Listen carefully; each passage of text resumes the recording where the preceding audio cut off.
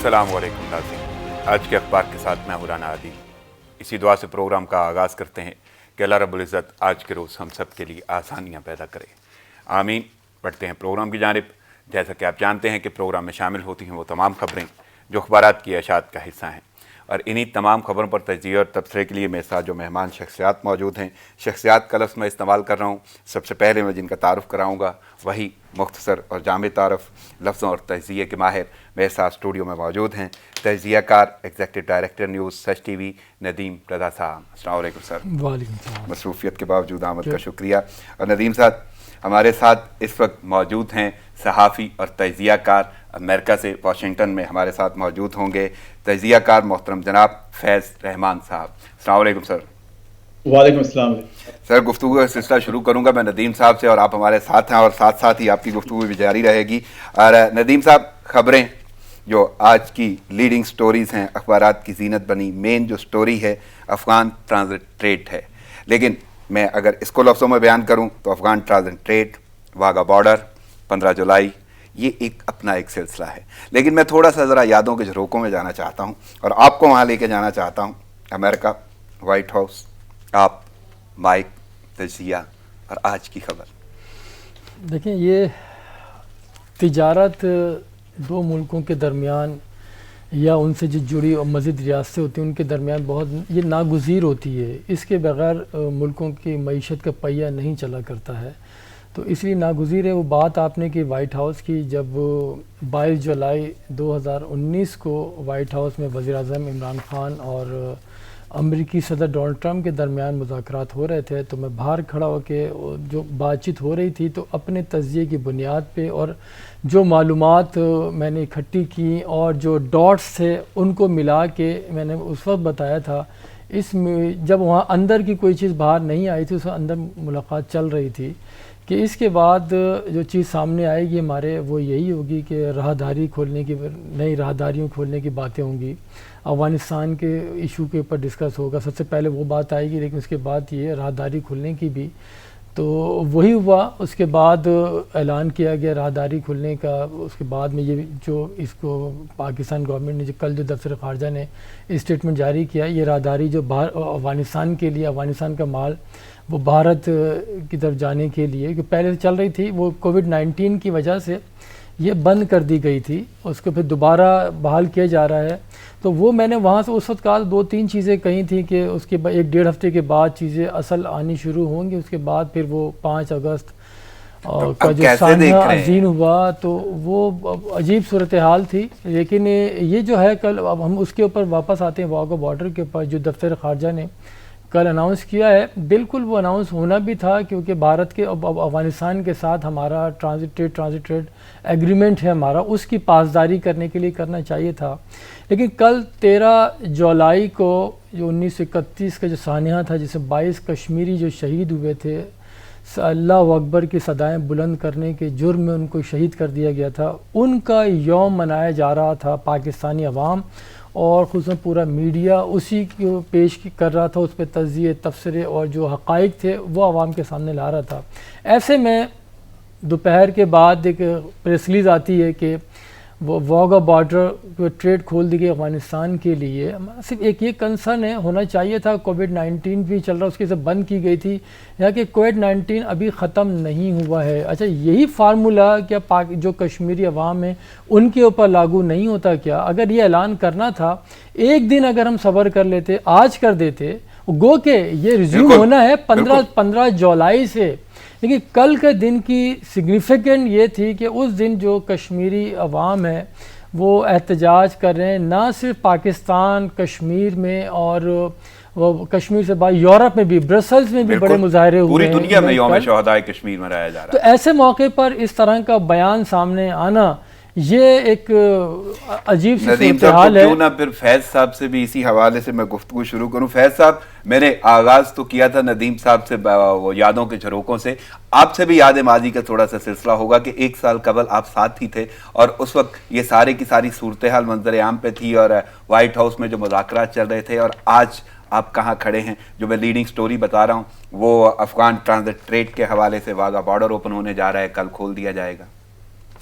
Thank you very much. सबसे पहले तो अदील साहब आपका Most शुक्रिया, welcome. आपने अपने इस मकबूल शो में मुझे मदऊ किया, मुझे मौका दिया कि मैं अपने कुछ ख्यालात आपके नाज़रीन के साथ शेयर कर सकूं। मैंने नदीम रज़ा साहब का वो क्लिप देखा है, अभी भी देखा है, कुछ दिनों पहले, और उस वक्त भी मैंने देखा था, और उस वक्त भी ज़ाहिर है कि इनका जो एक नज़र थी उस पूरे मामले पर। देखिए, जो एक सहाफ़ी होता है, जो तज़कियाकार होता है, वो मालूमात तो ज़ाहिर है अपनी जगह, लेकिन उसकी जो एक बसीरत है, यानी जो अंदर की नज़र है, उसको भी मजबूत होना चाहिए। तो मैं समझता हूँ कि उस वक्त का जो तज़किया था, अगर मौका मिले तो बल्कि आप उस क्लिप को दिखाएं इस शो पे। मैं ये अगर ज़रूर you know, करता ये कि हमारी सूरत हाल जो होती है ना, हम अखबारात पे ज़रा फोकस करते हैं क्योंकि आगे स्टोरीज चलती रहती हैं, वो सिलसिला भी रखेंगे। लेकिन असल चीज़ तो ये है कि एक शख्स ने एक बात कही ठीक 1 साल बाद, क्योंकि ये बड़े बड़े तवील दौरानिए भी होते हैं। मैंने तो लोगों को ये कहते भी सुना है कि आज से 25 साल पहले मैंने ये कहा था और आज पूरा हो रहा है। सिर्फ एक साल बाद अगर वो बात होती हुई नजर आ रही है तो ये सहाफियाना गहरी नज़र है जो जिसकी वजह से ये इन्होंने ये वो बात उस वक्त कही थी। और देखिए, दूसरी बात बहुत एक और अहम जो ज़रूर उनके भी जहन, नदीम के भी जहन में होगा उस वक्त, कि हमारे जो ट्रम्प साहब हैं वो एक कारोबारी शख्सियत हैं, और वो ट्रेड पर, बिजनेस पर और इन तमाम जो तिजारती मामलात हैं इस पर बहुत ज़्यादा उनकी दिलचस्पी है, और वो नज़र भी रखते हैं, और उनको वो बात बहुत आसानी से समझ में भी आ जाती है। वो अगर आप उनको एक बिजनेस के टर्म्स में या कोई तिजारत की टर्मिनोलॉजी में समझाएंगे तो वो फ़ौरन उसको पिक कर लेते हैं। तो गालिबन ये जो बात थी वो नदीम साहब के भी जहन में थी कि आज वज़ीर आज़म पाकिस्तान न सिर्फ एक अमरीकी सदर से बल्कि एक अमेरिका के एक रिनाउंड बड़े कामयाब और माने बिजनेसमैन से भी मिल रहे हैं, तो वो भी एक तजिए का हिस्सा था, और ये एक अच्छी बात है।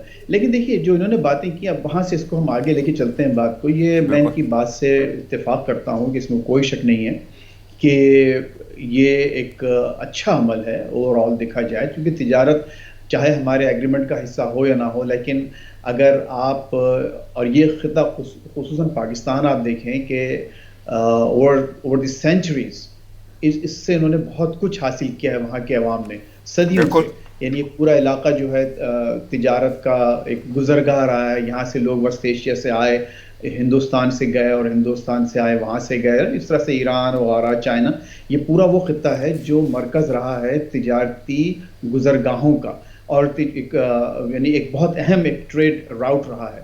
अब कहना ये है कि अगेन मैं इन्हीं के पॉइंट्स को मैं बेसिकली एंडोर्स करना चाहता हूँ कि एक बात तो ये हुई कि देखिए, इस वक्त खुद अमेरिका का हाल ये है कि यहाँ पर हमारे सदर साहब की वजह से बहुत सी स्टेट्स ने, बहुत सी रियासतों ने दोबारा तमाम कारोबारी ज़िंदगी खोलना शुरू कर दिया था। लेकिन जैसी खोलना शुरू किया, मालूम ये हुआ कि अचानक जो इन्फेक्शंस की जो तादाद है वो बिल्कुल शूट कर गई। इस वक्त एरिज़ोना, टेक्सास, कैलिफोर्निया, फ्लोरिडा, ये वो रियासतें हैं जहाँ पर इनकी हुकूमत, इनकी एक हमदर्दान रिपब्लिकन हुकूमतें हैं, गवर्नर्स हैं, इन्होंने वहाँ पर अपनी कैलिफोर्निया को छोड़कर इन्होंने खोलना शुरू की अपनी सारी मामूलाती ज़िंदगी, और नतीजा ये हुआ कि बहुत आगे चले गए। तो ये एक ऐसा मौका था कि पाकिस्तान के लिए, क्योंकि अफ़गानिस्तान, भारत और फिर पाकिस्तान बीच में अगर आप एक ट्रेड इस तरह से खोलते हैं राइट नाउ, तो वो यकीनन हमारे जो पाकिस्तान में जो इन्फेक्शंस हैं वो बढ़ेंगे, कम नहीं होंगे। और एक ऐसा मुल्क जो कि ऑलरेडी ओवरवेल्म्ड है, जिस पर बहुत ज़्यादा दबाव है, बोझ है, जिसका हेल्थ केयर सिस्टम, निज़ाम सेहत मज़ीद दबाव बर्दाश्त करने का अहल नहीं है, ये गालिबन सही टाइमिंग नहीं है। एक तो ये बात है। अच्छा, दूसरा देखिए, बात है कि कौमों की ज़िंदगी में और किसी भी कौम के लिए जो अलामातें हैं, सिंबल्स हैं, वो बड़ी अहमियत रखती हैं। वो बहुत ज़्यादा हमारी न सिर्फ उनसे जज्बाती वाबस्तगी रहती है, बल्कि हक़ाइक़ का भी हमको उससे इदराक होता है। तो यौम शुहदा, कश्मीर का यौम शुहदा मनाया जा रहा है, और उसी दिन उसके जो अहम अहलकार हैं फॉरेन ऑफिस के, वो ट्वीट करके और स्टेटमेंट जारी करके ये बता रहे हैं कि हमने आज ये काम शुरू कर दिया है, या 1-2 रोज़ बाद शुरू कर देंगे। थोड़ा इंतज़ार कर लेते, बल्कि मेरे ख्याल है एक थोड़ा नहीं बल्कि कुछ और ज़्यादा इंतज़ार करना चाहिए था, क्योंकि न सिर्फ ये कि कश्मीर का मामला, अभी भी आपके पास मुसलसल देखिए लाइन ऑफ कंट्रोल पर मुसलसल दबाव है। बिल्कुल, वज़ीर आज़म पाकिस्तान फॉरेन ऑफिस रोज़ बुलाकर जो है वो उसकी डिप्लोमेट इंडियन फैज साहब, मैं इधर तो आऊँगा, آپ کی موجودگی اور ندیم صاحب کی موجودگی میں ایک ضمن سوال میں ضرور رکھوں گا. جس طرح آپ نے بھی بولا کہ یہ بھی ارریلیونٹ تھا کہ بلکہ تھوڑا نہیں تھوڑا زیادہ انتظار کر لینا چاہیے تھا, اور ندیم صاحب نے تو واضح یہ کہا کہ یہ چیز آپ کو مد نظر رکھنی چاہیے تھی. تو میں ضمن سوال رکھوں گا کہ اس میں یہ مینشن کیا گیا ہے کہ افغانستان کی درخواست پر یہ راستہ کھولا جا رہا ہے, یہ بارڈر کھولا جا رہا ہے. میں اس درخواست کی اہمیت جاننا چاہتا ہوں, کیونکہ پہلی درخواست مجھے ایسی لگی ہے جس میں ایسے دن پہ بھی آپ اہمیت بہت زیادہ بتاتے ہوئے اس پہ عمل کر رہے ہیں. تو ندیم صاحب آپ کو نہیں لگتا درخواستیں تو اور بھی بڑی ہوں گی؟ ہم نے بہت سارے محرکات دیکھے, معمولات دیکھے, اس درخواست پہ عمل ہوتے ہوئے اور اسی دن کی مناسبت سے درخواست کی اہمیت کیسے لیں گے؟ دیکھیں, اہمیت تو ہر چیز کی ہوا کرتی ہے, اس کی ٹائمنگ اصل ہوتی ہے کہ کس ٹائم کے اوپر کیا کس کو امپورٹنس دینی ہے, کس کو نہیں دینی ہے.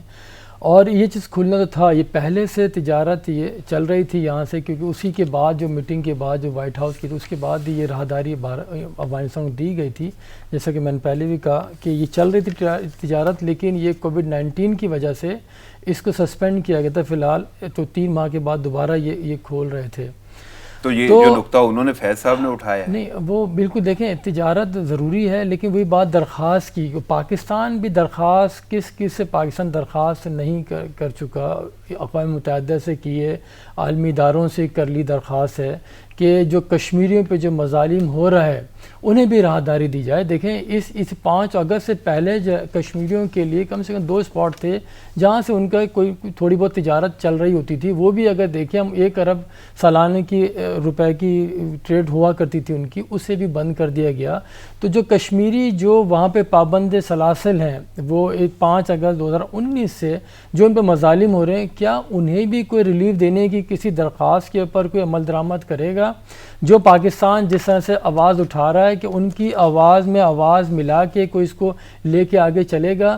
ہم کس طرح کسی دوسرے سے امید رکھ سکتے ہیں کہ جب ہم خود اس دن کے موقع کے اوپر ہم وہ چیز کرنے جا رہے ہیں؟ تو ہمیں اس جانب بھی توجہ دینا ہوگا کہ جو ادارے ہیں وہ بھی بھارت کے اوپر بھی دباؤ ڈالیں کہ وہ کشمیریوں کی انسانیت کے ناطے ان کا بھی خیال کرے, جو چیزیں ان کو بھی بہتر ہونی چاہیے. دیکھیں اس ٹریڈ کا افغانستان کو بھی فائدہ پہنچے گا ایسے, لیکن انڈیا کو بھی براہ راست فائدہ تو اس کو پہنچ رہا ہے کیونکہ فروٹ اور یہ ہرب چیزیں جو جا رہی ہیں ساری وہ بھارت کے شہری نسبتاً کم داموں کے خریدیں گے.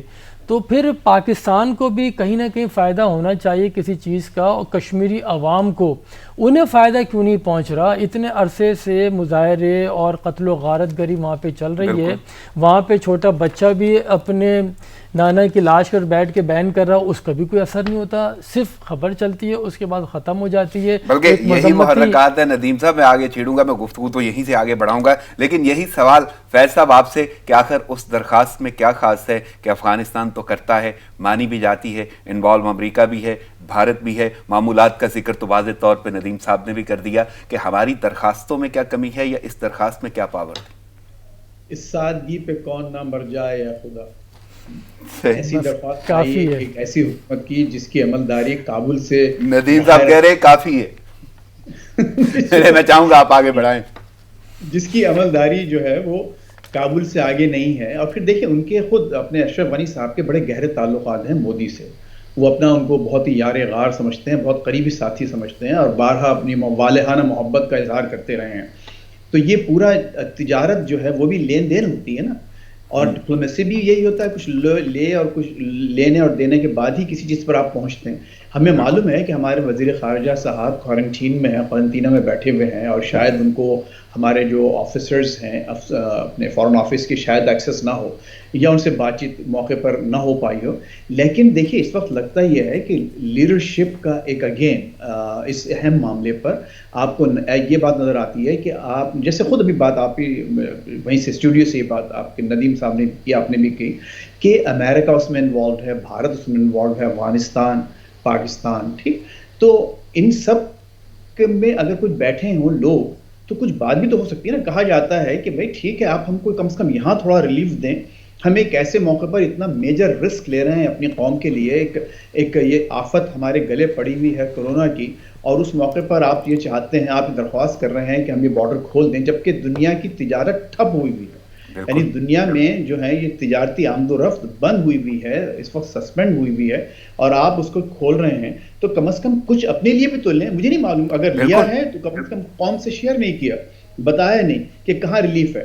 اور اگین آپ دیکھیں تضاد کتنا بڑا ہے. ایک طرف تو آپ ان کی درخواست، ایک محض درخواست پر، جو میئر آف کابل کی درخواست پر آپ یہ کہہ رہے ہیں کہ راستہ کھول دیا جائے، لیکن دوسری طرف آپ بھارتی سفیر کو بلا کر ان کی طلبی کر رہے ہیں اور ان کو اپنا اعتراض بھی داخل کر رہے ہیں. روز LOC پہ آپ کے لوگ مارے جا رہے ہیں. آپ یہ دیکھیے کہ جو ابھی اب جو کراچی میں جو دہشت گردی ہوئی اسٹاک ایکسچینج پر، ابھی آپ کے وزیرستان میں جو 4 آپ کے سپاہی شہید ہوئے، ان سب معاملات میں کہیں نہ کہیں کوئی نہ کوئی تو جوڑ ہے نا بھائی.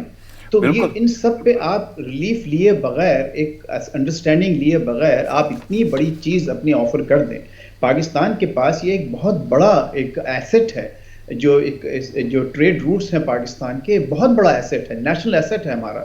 تو ہم اگر اس کو دیتے ہیں کسی کو تو اس کے بدلے کچھ لینے کی. میں انہی سوالات کو آگے بڑھاؤں گا. اب میں چلوں گا اسی طرف کے جو ٹرانزٹ ٹریڈ کے لیے راستہ دیا گیا ہے واگا بارڈر، اس کے محرکات پہ چلتے ہیں. یہ کچھ یادیں تھیں جو لازم بات ہے میں شیئر کرنا چاہتا تھا، کیونکہ تجزیہ ہے، تجزیہ بولتا ہے، یا یوں کہہ لیں کہ لمحے تعقب کیا کرتے ہیں. 1 سال پہلے جو ندیم صاحب نے کہا آج وہ واضح ہو رہا ہے. تو میں صرف مزید اب آگے بڑھوں گا اسی معاملے پہ کہ جس طرح آپ نے بات کی، اور اسپیشلی ندیم صاحب آپ نے کہا کہ کشمیر کی بھی تو ٹریڈ ہے، وہاں پہ بھی تو راستے ہیں.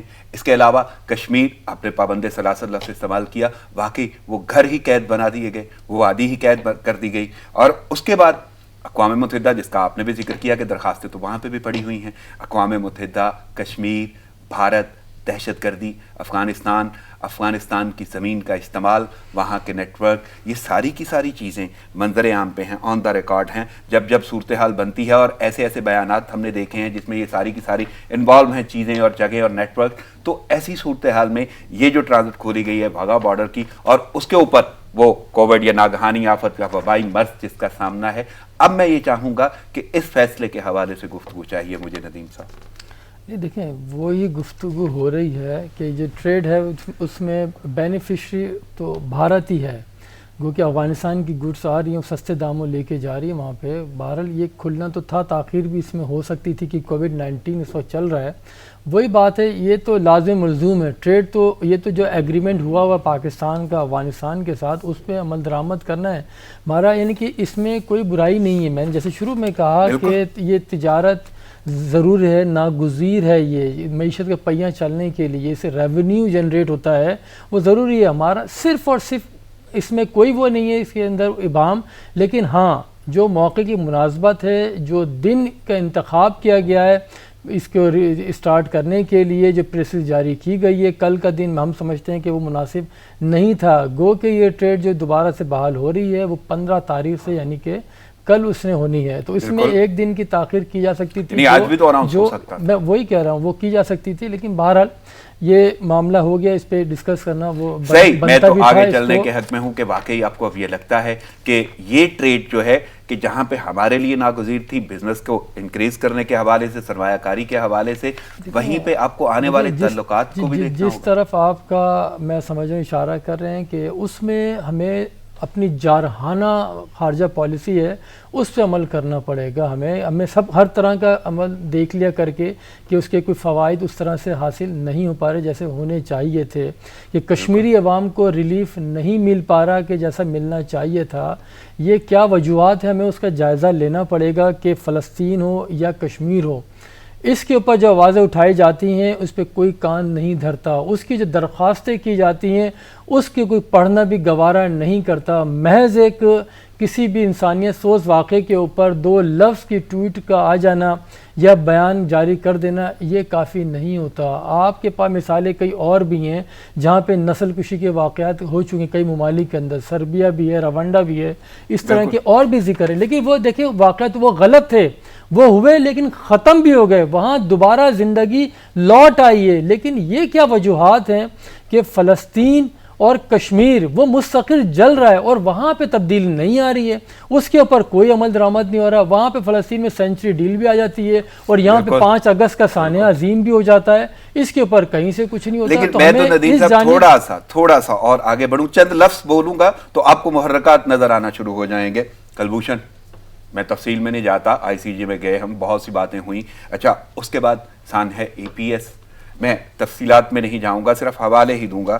ہمیں کچھ نہ کچھ کنسرنس تو ہوں گے نا. میرا تو صرف یہ کہنا ہے پاکستان نے ہمیشہ امن کی بات کی, ہمیشہ ٹیبل ٹاک کی بات کی, ہمیشہ بہتری کی بات کی, لیکن ہماری بات کو اگنور بھی کیا گیا, رد بھی کیا گیا. آپ کو نہیں لگتا ہم نے واقعی پھر بھی زندہ دلی کا مظاہرہ کیا, اور ہر بار ہم کرتے ہیں اور اسی امید پہ کرتے ہیں کہ مزید بہتری آئے گی, اور اب بھی یہی امید ہے اور یہی جیسچر ہے کہ بہتری آنی چاہیے.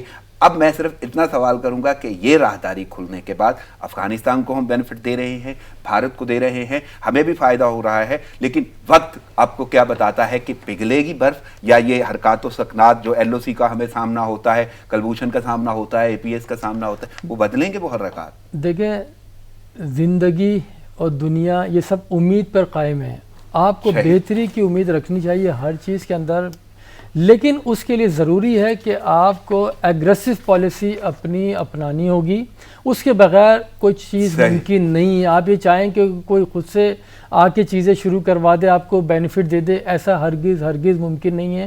آپ کو آگے بڑھنا پڑے گا, جارحانہ انداز اختیار کرنا پڑے گا, اس کے بغیر کوئی چیز ممکن نہیں ہے. فیض صاحب, آپ کی طرف آتا ہوں. سوال تو میرا یہی ہے, صرف یہ گفتگو آپ کی طرف شیئر کروں گا کہ مجھے وہ محرکات چاہیے. اب ہم آگے چلیں گے, فیصلہ ہو گیا, اچھا فیصلہ ہے, اور پاکستان نے ہمیشہ اچھا سوچا اپنے خطے کے لیے, دوسروں کے لیے, لیکن رسپانس بڑا عجیب آتا ہے. لیکن اب بھی ہم اسی امید پہ, اور ندیم صاحب کی بات کو آگے بڑھاؤں گا کہ زندگی اور دنیا جو ہے نا امید پہ قائم ہے. تو آپ کیسے دیکھ رہے ہیں؟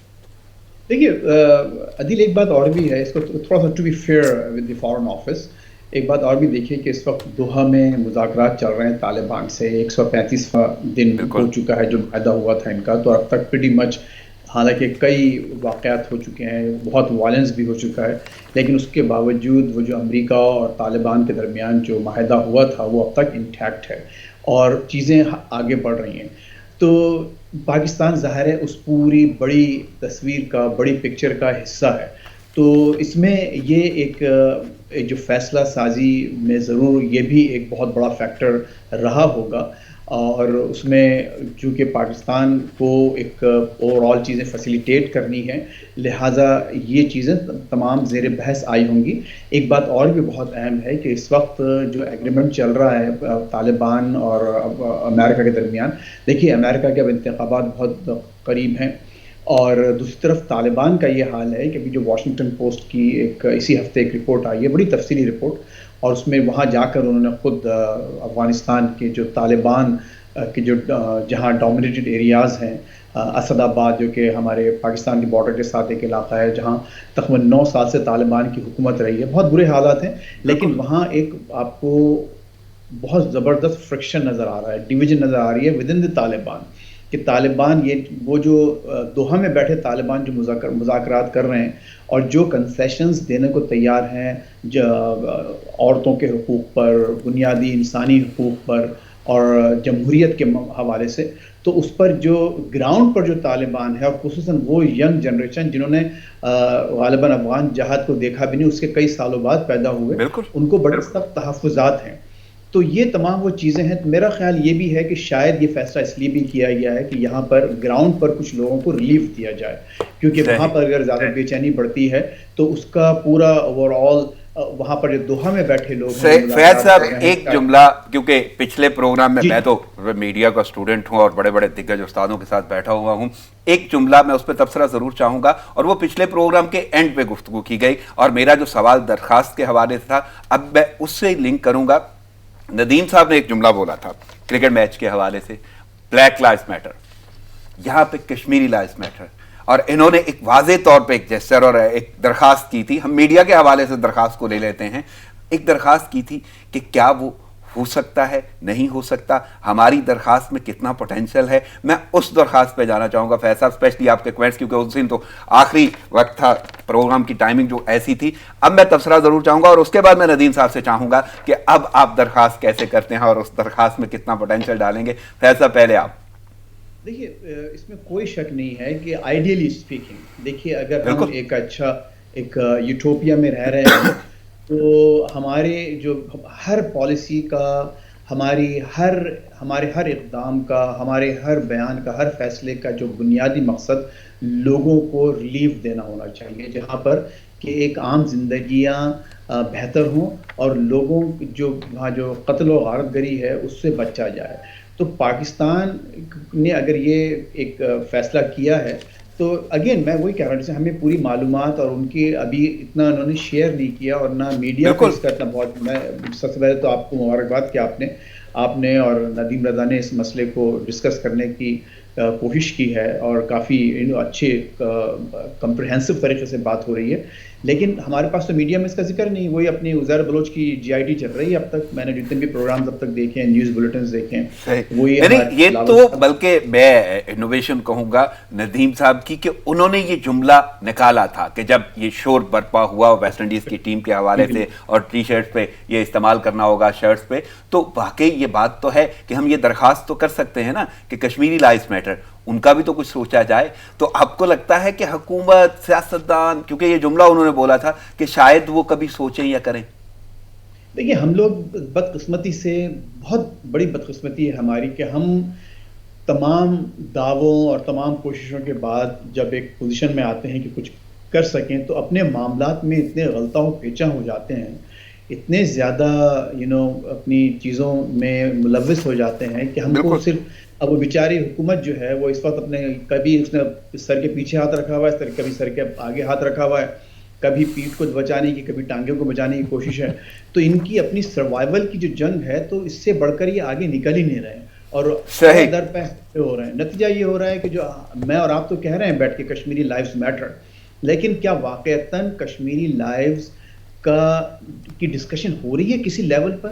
میں ندیم صاحب اب آپ کے پاس آؤں گا، فیض صاحب آپ سے گفتگو جاری رکھوں گا، لیکن ندیم صاحب کے پاس اب ضرور آؤں گا کہ اب مجھے بتائیں درخواست کا کہ آپ کی درخواست دیکھیں میں وہ کہا تھا کہ ہمیں جارحانہ خارجہ پالیسی اختیار کرنی پڑے گی، اس کے بغیر کوئی چیز ممکن نہیں ہے۔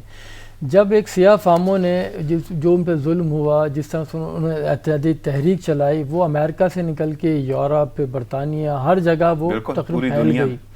تو پھر وہ جس طرح سے سیاہ گوروں کی سرزمین پہ سیاہ فام جاتے ہیں کرکٹرز، وہاں پہ بلیک لائفز میٹر کے وہ ٹی شرٹس کے اوپر وہ، اور پھر وہ بھی گورے خود بھی ان کے ساتھ اظہار یکجہتی کرتے ہیں، تو پھر کشمیری لائفز میٹر کیوں نہیں ہو سکتا؟ میں اس میں ایک اور بھی جو ہماری بھی اس میں کمزوری ہے اور پھر جو دنیا کا بھی دوہرا معیار ہے، اس سے بھی ہم ضرور میں ڈسکس کروں گا کہ جیسے معین علی نے فلسطینیوں کے اوپر وہ لگا دیا تھا، فلسطینیوں سے اظہار یکجہتی کے لیے بینڈ اپنی کلائی میں انہوں نے لگائی تھی، تو ان کو تنبیہ کی گئی تھی کہ یہ کھیل میں اس طرح کی چیزوں کو نہ لے کر آیا جائے، اسے بالکل ہٹا کے رکھیں، وہ اتارنی پڑ گئی تھی ان کو۔ تو پھر لیکن آج ہم نے یہ دیکھا سارا کوئی سیاہ فام والا، اس پہ کسی نے کچھ نہیں کہا، سب نے اظہار یکجہتی کا کیا، تو پھر کشمیریوں کے ساتھ کیوں نہیں ہو سکتا؟ اچھا ہم پھر یہ بھی دیکھیں، آپ دھونی نے اپنے آرمی کے گلوز اور ہیلمٹ لگا کے وہ بھی کھیلے، کرکٹ میچ کھیلے، ہم کیوں نہیں اسٹیپ لے سکتے؟ ہم کیوں اس طرح کی منصوبہ بندی نہیں کرتے؟ ہم کیوں آؤٹ آف باکس چیزیں لے کے نہیں آتے؟ چیزوں کو لائیں، دنیا کو بتائیں۔ یہ اپیل بھی کرتی ہے لوگوں کو، نہ صرف کرکٹ کے میدان میں، یہ اس سے باہر بھی پھر چیز نکل جائے گی۔ آپ انیشیٹ لینا ہے صرف آپ نے، اور یہ ایسا نہیں ہے کہ ناممکن نہیں ہے، یہ ممکن ہے، وہاں پہ ہو سکتا ہے، لیکن آپ اس کو آئیڈیا فلوٹ تو کریں، وہی درخواست تو کریں، ایک ڈسکس میں تو چیز لے کر آئیں۔ ابھی تک کسی نے اس جانب توجہ ہی نہیں دی، ابھی یہ دور چل رہا ہے، اس میں اگر کر سکتے ہیں تو ہو جائے گی، پھر آگے تو پھر وہ بھی ندیم صاحب اب میں چلتا ہوں اسی جانب جس کا حوالہ دے رہے تھے فیض صاحب کے۔ عزیر بلوچ کے قصے بڑے زبان زد عام ہیں، کل وہ عدالت میں پیش ہوئے، صاف مکر گئے، کہتے ہیں کوئی قتل نہیں کیا، عدالت نے استفسار بھی کیا اور پھر وہ خاموش بھی رہے۔ انہوں نے پھر بولا کہ پھر آپ مکر جائیں گے اس بیان سے، تو پھر خاموشی۔ تو کیسے دیکھ رہے ہیں واقعی عزیر بلوچ کی آمد، پیشی، خاموشی اور مکر جانا؟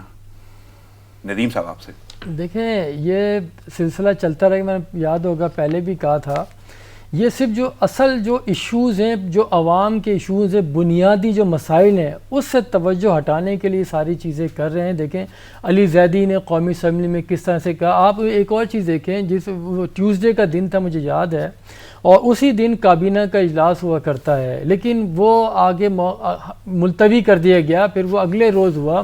وہ اس لیے ملتوی کیا گیا کہ تمام وزراء کو تاکید کی گئی تھی کہ اسمبلی میں آئیں، تو وہاں پہ دھماکہ کرنا تھا۔ یہ جی آئی ٹی والا علی زیدی نے کیا۔ آپ بھی دیکھیں جتنی چیزیں چل رہی ہیں سب کو ایک ایک جی آئی ٹی پکڑائی ہوئی ہے، سب کے ذمے نیب کے کیسز لگائے ہوئے ہیں کہ آپ نے یہ اس طرح سے کیسز اٹھانا ہے، ہائی لائٹ کرنا ہے، میڈیا کو بھی کیپچر کرنا ہے اور عوام کی توجہ اس جانب مبذول کروانی ہے کہ یہ سارے چور ہیں، ڈکیت ہیں، قاتل ہیں، سب کچھ ہیں۔ گو کہ دیکھیں جتنی بھی سیاسی جماعتیں ہیں سب کے اپنے اپنے ونگز مختلف ہیں، اچھا ان کے بھی کیا کیا کارروائی کر رہے ہیں وہ سب کو پتہ ہے، اور ایون وزراء بھی ان کے یہ گورنمنٹ جو ہے ان کے بھی اپنے وزراء کے کیسز تھے، کئی جعلی ڈگریوں کے کیسز تھے جو نااہل بھی ہوئے اور کتنوں نے اسٹے آرڈر بھی لیا، اور پھر وہ جو پرانے پاکستان میں نااہل تھے نئے پاکستان میں اہل ہو گئے، جو پرانے پاکستان میں ڈگریاں جعلی تھیں وہ نئے پاکستان میں وہ بالکل اوریجنل ہو گئیں۔ تو یہ ساری چیزیں وہ دیکھیں آپ پریس کانفرنس سے کرتے ہیں ایک ایک ڈیڑھ ڈیڑھ گھنٹہ، پھر جوابی پریس کانفرنس ہوتی ہے، ہم کیوں ڈسکس کرتے ہیں جبکہ پاکستان کی عدالتیں بااختیار ہیں۔ بڑا باریک نقطہ ہے ندیم صاحب، میں اس پہ ہی آپ کے پاس آؤں گا، لیکن آغاز میں پھر وہی فیض صاحب سے اسی سے کروں گا کہ عزیر بلوچ پیشی، مکر جانا، پھر استفسار اور پھر خاموشی، کیسے دیکھ رہے ہیں آپ ان کی وہ پیشی کو؟ یہ بات وہی ہے، معاملات کو اتنا مبہم کر دو، اتنا خلفشار پھیلا دو، اتنا کنفیوژن پھیلا دو کہ نہ انسان غلط کو غلط سمجھنے کی صلاحیت رکھے، نہ اس کو یہ سمجھ میں آئے کہ ہاں بھئی حقائق ایکچولی ہیں کیا، اور اس پورے یہ اسموک اسکرینز کہلاتے ہیں بیسکلی، آپ اتنا دھواں اٹھا دو کہ جو وہ ساری چیزیں جو ہیں وہ چھپ جائیں اور لوگوں کو صرف یہ جو ہے ان کی آنکھوں میں دھواں جائے، اب وہ بجائے یہ کہ وہ کچھ اور سوچیں، وہ صرف اپنی آنکھیں بچانے کی سوچتے رہیں ہر وقت، یعنی یہ اسموک سکرین ہے ڈائیورجن کا۔ ہاں مطلب یہ ایک اچھا یہ بڑی ایک سمپل سی اور ایک آبویس ریزن ہے بہرحال اس معاملے کی، لیکن اس کے پیچھے دیکھیے کئی اور بھی اس کے محرکات ہیں۔ اس کی ٹائمنگ جو ہوئی ہے، اور جب یہ ٹائمنگ ہوتی ہے تو یہ میں نہیں سمجھتا کہ اس میں پی ٹی آئی ہی صرف ملوث ہے تاکہ وہ ان کی جو مختلف ناکامیاں ہیں مختلف فرنٹس پر اس کو چھپانے کے لیے یا اس سے توجہ ہٹانے کے لیے، بلکہ یہ کسی ایک بڑے گیم کا بھی حصہ ہو سکتا ہے، بڑے طوفان کا بھی پیش خیمہ ہو سکتا ہے۔ اور اس سلسلے میں آپ کو دو چار باتیں کہنا چاہتا ہوں اگر آپ مجھے اجازت دیں۔ ضرور میں چاہوں گا، وہ محرکات تو آنے چاہیے سامنے۔ جی، تو اس سے پہلے میں نے ذکر کیا تھا غالباً کہ کچھ جگہوں سے کچھ پتھر ایسے پھینکے گئے ہیں اور کچھ ایسا ریپل ایفیکٹ ہوا ہے اس تالاب میں کہ کہا گیا تھا کہ جی نئے سرے سے ایک آئین کی تشکیل دی جائے یا آئین کو بالکل جو ہے بدلا جائے۔ اچھا، پھر اس کے بعد ایک بہت بڑا جو اہم پوائنٹ پیش کیا گیا تھا اس کوارٹر کی طرف سے، وہ یہ تھا کہ اب ملک میں کئی ایڈمنسٹریٹو یونٹس یا پروونسز بنائی جائیں۔ آج مجھے حیرت ہوئی جب میں نے سابق وزیر اعظم خاقان عباسی کو، جو کہ بہت ایک سنجیدہ سیاستدان ہیں اور ظاہر ایک اہم پارٹی کے ایک بہت اہم رکن ہے، سابق وزیر اعظم ہیں، انہوں نے آن ایئر لائیو کہا کہ جی پاکستان میں بہت زیادہ، انہوں نے کچھ نہیں کہا بلکہ کہہ لیں کہ بہت زیادہ نئے صوبوں کی اور نئے ایڈمنسٹریٹو یونٹس کی ضرورت ہے۔ اچھا، پھر اس کے علاوہ دیکھیے ہم کو معلوم ہے کہ ہمارا ابھی 18ویں ترمیم جس کی خالق اور جس کا کریڈٹ ظاہر ہے کہ پیپلز پارٹی کو جاتا ہے کہ انتہائی پرآشوب دور میں انہوں نے ایک بہت بڑا کارنامہ انجام دیا تھا کہ 18ویں ترمیم کو لے کے آتے۔ یہ الگ بات ہے کہ وہ 18ویں ترمیم پر صوبوں نے خود اس کی ایسی کی تیسی کر دیا، اس پر صحیح عمل نہیں کیا، اور جو ڈیولوشن پلان تھا وہ صحیح طور پر نیچے لیول تک نہیں آ سکا۔ لیکن یہ سب چیزیں وہ ہیں جو میں سمجھتا ہوں کہ یہ عزیر بلوچ اور جو ایون جو بلدیہ، ہم کو اس کا بلدیہ کی فیکٹری کا بھی ذکر کرنا چاہیے، جو ایم کیو ایم کو باقاعدہ اس میں انوالو کیا گیا ہے اور باقاعدہ کہا گیا، اور جس پہ دو جی آئی ٹیز نہیں ہے وہاں تو ایک ہی جی آئی ٹی ہے، یہاں پر تو پھر بھی عزیر بلوچ پر دو مختلف لوگ مختلف چیزیں۔ لیکن میں آپ کے یہی لفظ جو ہے نا، یہی جملے ندیم صاحب کے سامنے پاس آن کروں گا کہ آئین، صوبوں کا قیام اور 18ویں ترمیم، یعنی واقعی کیا یہ ساری کی ساری صورتحال اسموک سکرین ہے انہی موضوعات کا؟ دیکھیں یہ سب چل رہا ہے صوبوں کا، آج سے تھوڑی چل رہا ہے، یہ تو پیپلز پارٹی کے دور سے چل رہا ہے، اور پیپلز پارٹی نے تو انیشیٹ بھی کر لیے تھے، اپنی پارٹی کے عہدے بھی اسی طرح سے ڈیوائیڈ کر دیے تھے، جنوبی پنجاب کا الگ سے انہوں نے صدر بھی بنا دیا تھا، تو یہ ساری چیزیں چل رہی ہیں، یہ صرف وہی بات ہے آئی واش ہے.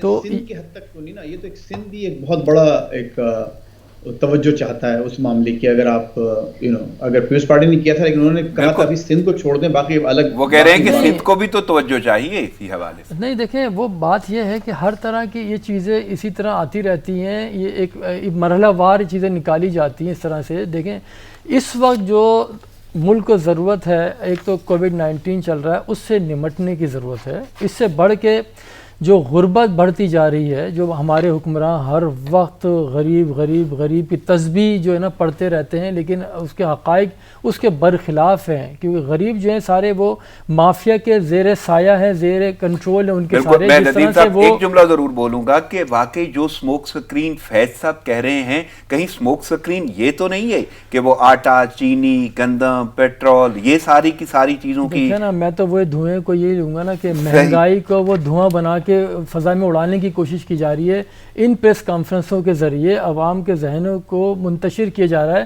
وہی بات ہے، سب کا سچ اپنا اپنا. جیسے انہوں نے کہا کہ ثانیہ بلدیہ کی جے آئی ٹی کیوں نہیں لے کے آتے، یہ اس کی جے آئی ٹی لے کے آتے ہیں. حبیب بیان بلوچ کی جو اپنے مطلب کی باتیں تھیں وہ تو آپ نے پوری ٹویٹ بھی کر دی، پوری دنیا میں اس کا پرچار بھی کر دیا، لیکن اس کے بعد جب دوبارہ حبیب جان بات کرتا ہے پی ٹی آئی کے لیے، انہی کے لیے موصوف کے لیے، اس کے بعد اس کے اوپر رد عمل تک سامنے نہیں آتا، غائب ہو جاتے ہیں. تو بہرحال صورتحال دیکھیں، میں جو کہہ رہا تھا، میں وہ رک گیا تھا اس وقت کہ جب عدالتیں موجود ہیں، جو انویسٹیگیشن کے ادارے موجود ہیں، جن کا کام ہی ہے ملزمان کو پکڑنا، جن کا کام ہی ہے تحقیقات کرنا. یہ آپ سیاستدانوں کا کام نہیں ہے کہ آپ ایک ایک گھنٹہ بیٹھ جائیں، الزامات لگا دیں کہ نیب زدہ ہیں، فلاں ہمارے خلاف کریں، اس کے خلاف کیوں نہیں کریں. بھائی آپ اپنا تو جواب دو پہلے. آپ دوسرے کے چکر میں پڑے، آپ عزیر جان بلوچ کو لے کے دوڑے جا رہے ہیں، اس کو لے کے جا رہے ہیں. جب حبیب جان بلوچ نے آپ کے خلاف الزامات لگائے، آپ خاموش ہو گئے، آپ کے بعد اور انہوں نے واضح جملے بول دیے پی ٹی آئی کے بعد، پھر جھاگ نکلنے شروع ہو جاتے ہیں. تو یہ صورتحال سے نکلنا ہوگا. جی فیض صاحب بولیں. حبیب جان صاحب تو ابھی موجودہ عہدیدار ہیں پی ٹی آئی کے، وہ انہوں کہہ رہے ہیں، وہ تو لیکن انہیں اشتہاری بھی قرار دے دیا گیا. یہ الگ بات ہے کہ وہ جلا وطن ہیں، لیکن بہرحال ان کا بڑا گہرا تعلق ابھی بھی ہے. اور انہوں نے تو باقاعدہ کہہ دیا کہ 3 وزیر، جس میں سے ایک ان کے غالباً معاون خصوصی ہیں، اور میرا خیال ہے کہ ان کا اشارہ فیصل واڈا اپنے اور علی زیدی اور غالباً ایک تیسرے لوگ ہیں جو ابھی باقاعدہ ان کے ساتھ ابھی بھی. ندیم صاحب ان کا کل کا جو بیان سامنے آیا اس میں تو واضح انہوں نے بولا ہے کہ کہاں ہے علی زیدی، بتائے مجھے. میں وہی کہہ رہا ہوں نا، اپنی ہر کسی کا سچ اپنا اپنا ہوتا ہے.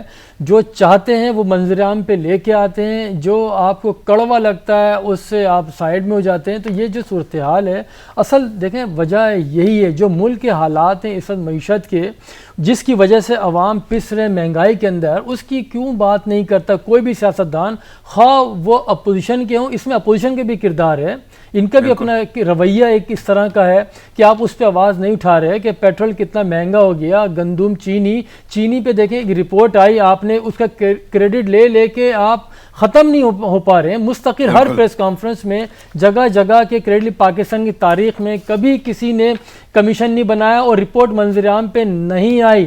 جب آ گئی، پہلے یہ ہوتا تھا جب بھی کوئی اس طرح کی رپورٹ آئی فوری کارروائی ہوتی تھی، اب آپ نے 6 مہینے کے لیے ٹال دی. اچھا اس دوران بھی آپ دیکھیں، اس دوران بھی 1 جولائی سے لے کے اب تک 2 روپے سے زیادہ چینی میں فی کلو کا اضافہ کر دیا گیا ہے. اس کا ذمہ دار کون ہے؟ اس کے اوپر بات نہیں ہو رہی. میں سمجھتا ہوں یہ اسی لیے یہ غیر ضروری چیزیں اٹھائی جا رہی ہیں. جے آئی ٹی جو دیکھیں غیر ضروری اس لیے کہہ رہا ہوں کہ عدالتوں کا کام ہے ان کو سزا دینا. جو پولیس اہلکار ہیں، ایف آئی اے ہیں، ان کی کام ہے انویسٹیگیشن کریں، اس کو عدالتوں میں کیس بنا کے پیش کریں، ان کو سزائیں دیں.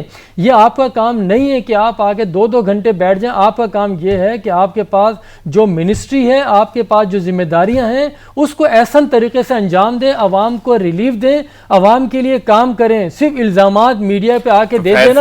یہی بات آپ کی طرف کہ ان معاملات کو کیسے دیکھ رہے ہیں؟ واقعی آٹا، چینی، دالیں اور گندم، پیٹرول، یہ ساری چیزیں. اور آخری لفظ میں اس میں ایڈ کروں گا وہ ہے عام آدمی. یعنی عام آدمی کہاں ہے اور یہ مہنگائی کہاں ہے؟ اچھا دیکھیے، اس میں کہ اتفاق نہیں ہے یہ یہ باقاعدہ ایک پورے گیم کا حصہ ہے. دیکھیں وہ لوگ جو سب سے زیادہ شور مچا رہے ہیں اور ایک دوسرے پر جو ایک کے بعد دیگرے وار کر رہے ہیں اور حملے کر رہے ہیں پریس کانفرنس کے ذریعے, وہ لوگ ہیں جن کے اسٹیکس بہت ہیں اور جن کی حکومتیں ہیں. بے شک ہر ایک پی ٹی آئی کی حکومت 3 صوبوں میں ہے, اور دوسری جو لڑ رہی ہے ان سے پیپلز پارٹی, وہ سندھ میں پورے مطلق العنان ان کی حکومت ہے, کوئی ان کی مرضی کے بغیر پتہ نہیں ہل سکتا. اور دونوں کو یہ کنٹروورسی بہت سوٹ کرتی ہے. بلاول صاحب بڑے مزے سے آرام سے جناب وہ اپنے ایف آئی اے کی رپورٹیں دکھا رہے ہیں کہ جی وہ ابراج گروپ نے یہ کیا تھا, وہ پی ٹی آئی کے ساتھ یہ ہوا تھا. ارے بھائی ان کو بھی بڑا مزہ آ رہا ہے کہ سب وہ پریس کانفرنس بھی ہو رہی ہے, اسکرین ٹائم بھی مل رہا ہے, بڑی طویل کانفرنس کی ہے جی انہوں نے. الیکٹرک کا کیا ہوا, وہ پانی کا کیا ہوا, وہ بارش کے پانی کا کیا ہوا, گندے نالوں کا کیا ہوا, غربت کا کیا ہوا, کورونا کا کیا, کوئی ان سے نہیں پوچھ رہا, نہ ان سے کچھ پوچھ رہا ہے. عزیر بلوچ اور علی زیدی, عزیر بلوچ اور حبیب جان بلوچ, مطلب یہ سب چیزیں وہ چل رہی ہیں اور باقاعدہ طور پر. اور باقی جو ہیں وہ لوگ جو پیچھے جو تماشا دیکھنے والے ہیں خاموشی سے تماشا دیکھ رہے ہیں. تو یہ عوام کو ایک ضرور, اور پھر دیکھیں اس کی ٹائمنگ, آخر ہمارے علی زیدی صاحب نے خود تسلیم کیا نا کہ 3 سال پہلے ان کو یہ رپورٹ مل گئی تھی. بالکل نامعلوم افراد کچھ آئے تھے اور انہوں نے آ کر ان کو رپورٹ. کیا کر رہے تھے آپ, کہاں چھپا کے رکھی تھی آپ نے, اچانک کیسے خیال آ گیا آپ کو؟ تو یہ وہ تمام اہم سوالات ہیں جو یہ لوگ اگین یہ آنکھوں میں دھول جھونکنا اس کو کہا جاتا ہے. یہی وجہ ہے کہ دیکھیے جب میں بات کرتا ہوں لوگوں کو بری لگتی ہے کہ سیاست دانوں نے, اس میں کوئی شک نہیں کہ ہم سب بحیثیت پاکستانی, چاہے وہ ہمارا کسی بھی شعبے سے کسی بھی ڈپارٹمنٹ سے ادارے سے تعلق ہو, ہم اپنے اپنے طور پر سب ناکام رہے ہیں اپنی ذمہ داریاں پوری کرنے میں.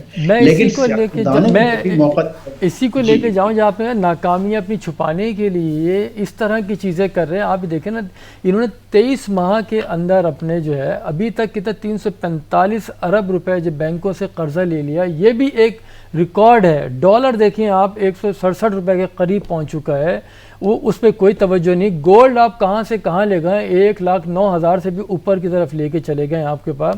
آپ پہ قرضہ بڑھتا جا رہا ہے آپ کو ساتھ. آپ یعنی ان سب چیزوں سے ہٹانے کے لیے پھر ایک اور چیز, آپ کی پارٹی کے اندر ٹوٹ پھوٹ کا شکار ہے, وہاں پہ لوگ الگ الگ بیٹھے ہوئے. شیخ رشید کے بیانات دیکھیں وہ الگ ہیں, فواد چودھری کے اسٹیٹمنٹ دیکھیں وہ الگ ہیں, سارے آپس میں لگے ہوئے ہیں. انہیں چھپانے کے لیے آپ اس طرح کے اپوزیشن کے اوپر حملے کیے جا رہے ہیں. آپ اسی طرح سے پیپلز پارٹی کے جیسے آپ نے جو حوالہ دیا وہاں پہ بھی یہی صورتحال ہے سارا.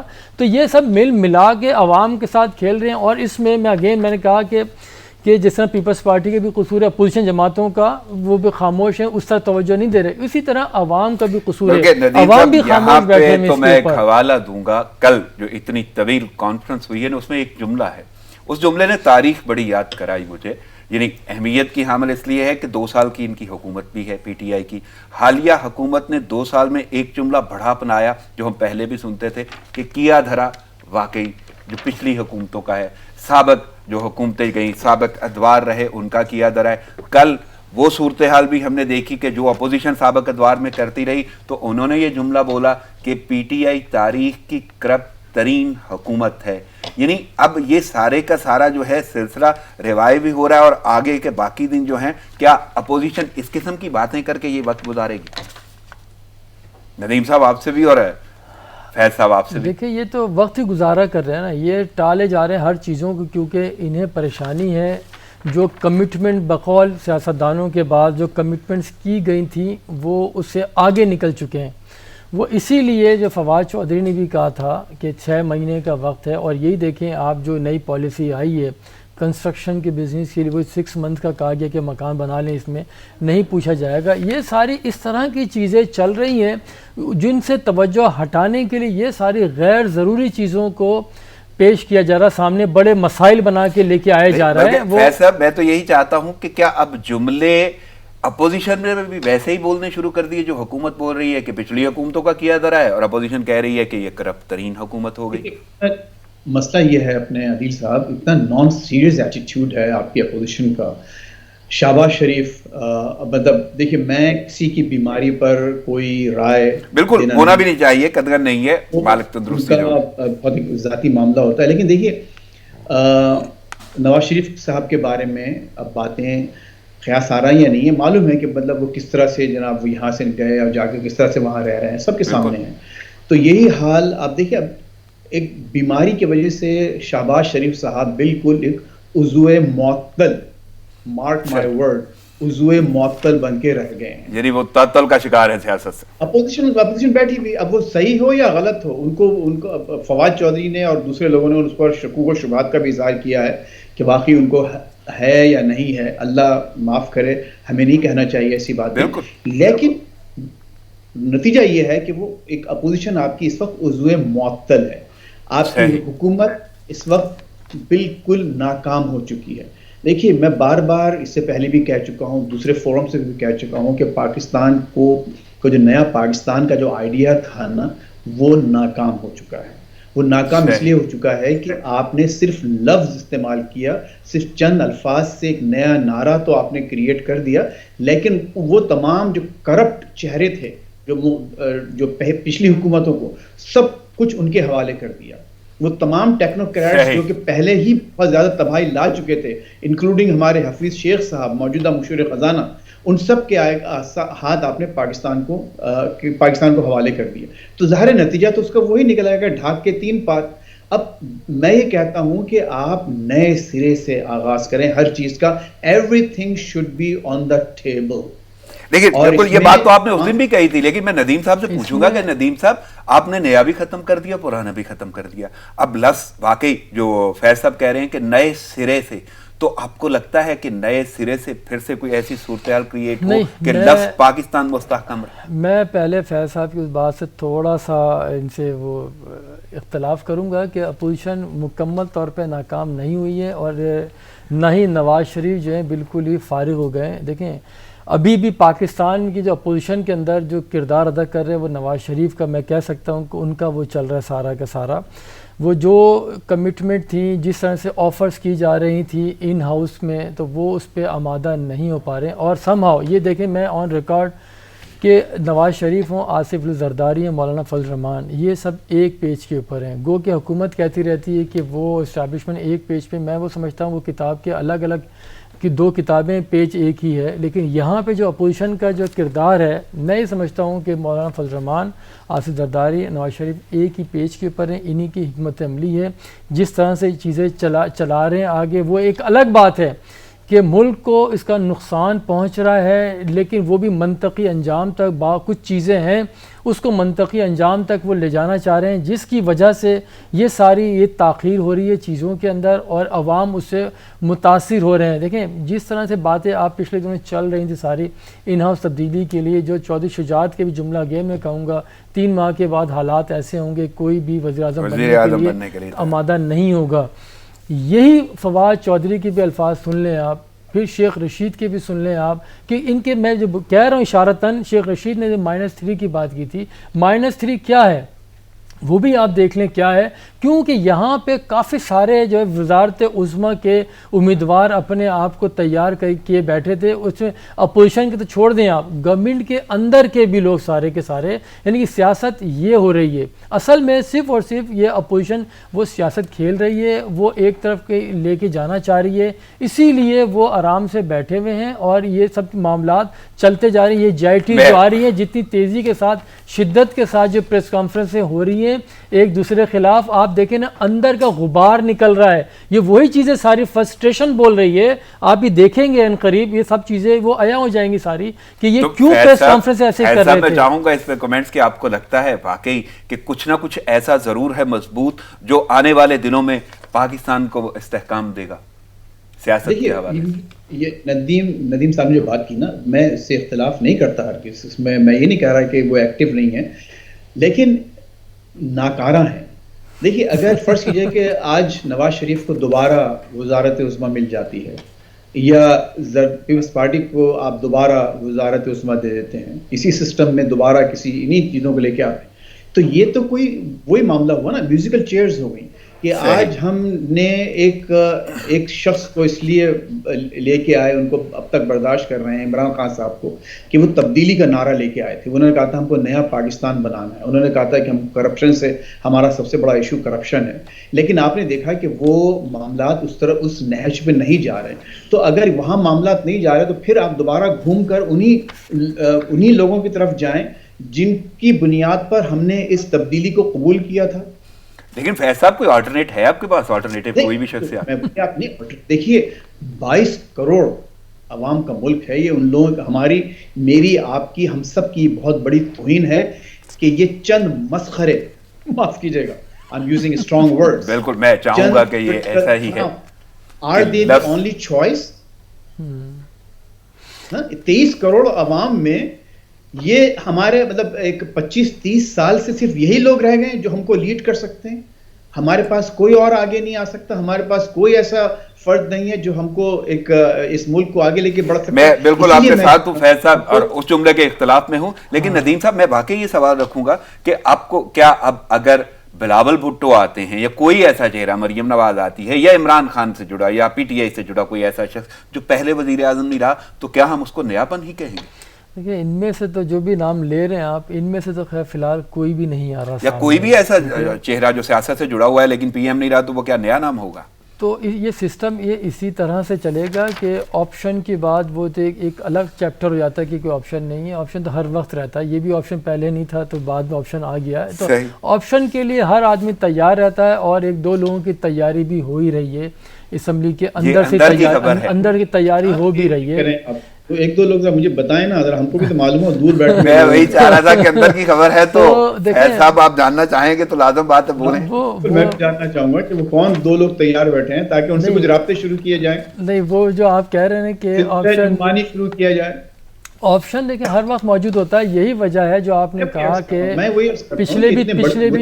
پچھلے بھی دور ادوار میں اگر آپ دیکھیں تینوں جو دور گزرے ہیں تو اس میں بھی یہی تھا کہ کچھ لوگوں کو امپورٹ کیا جاتا ہے باہر سے, بریف کیس لے کے وہ آتے ہیں یہاں پہ, اور وہ پاکستان کے 22 کروڑ عوام کی تقدیر کے فیصلے کیے کرتے ہیں. تو پھر ایسا ہی ہوتا ہے جب آپ اپنے لوگوں پہ اعتماد نہیں کریں گے اور باہر کے جو تھنک ٹینک کے لیے کام کر رہے ہوتے ہیں ان لوگوں کو امپورٹ کریں گے. وہ کیسے, ان کا اسٹیک پہ کوئی چیز ہے نہیں, وہ باہر بیٹھ کے پالیسیاں بنا رہے ہوتے ہیں کہ کیا اتار. میں آپ کو انٹرپٹ کروں گا, ابھی بھی تو وہی ہوا ہے. حفیظ شیخ صاحب کون ہے؟ اسی کا وہ ذکر کر رہے ہیں کہ اگر یہی ہوتا رہے گا تو پھر کیا ہے. وہی صاحب ہمارے اچھے دوست ہیں جاننے, لیکن یہ کہ اچھے قابل آدمی ہیں, پاکستانی ہیں, لیکن یہاں تھے تھنک ٹینک کے لیے کام کرتے, اور بھی بہت سے ایسے لوگ. آپ صحیح کہہ رہے ہیں. لوگوں کی قابلیت کا آپ کو علم اس وقت ہوتا ہے کہ جب وہ باہر جا کے کسی اور کے لیے کام کر رہے ہوتے ہیں, اور جو باہر سے پرخلوص یہاں پر واپس آتے ہیں خلوص کے ساتھ خدمت کرنے کے لیے, انہیں آپ پوچھتے بھی نہیں. اور جو یہاں پہ جو لوگ بیٹھے ہیں قابل, وہ اسی لیے پھر باہر چلے جاتے ہیں, پھر دوبارہ آپ کو امپورٹ کرنا پڑتا ہے. تو ہمیں اپنی پالیسی کے اوپر بھی, بلکہ میں یہیں پہ ختم کروں گا کہ آپ کا جملہ شاید بریف کیس مافیا کے حوالے سے ہے, تو میں یہیں پہ اس کا اختتام کروں گا. ندیم صاحب آپ کی آمد کا شکریہ, فیض صاحب آپ کی شرکت کا بہت شکریہ, آپ نے اپنا قیمتی وقت اور تجزیہ دیا. ناظرین پروگرام کا وہ ختم ہوا چاہتا ہے, مجھے اجازت دیجیے, دعاؤں میں یاد رکھیے گا. اللہ نگہبان.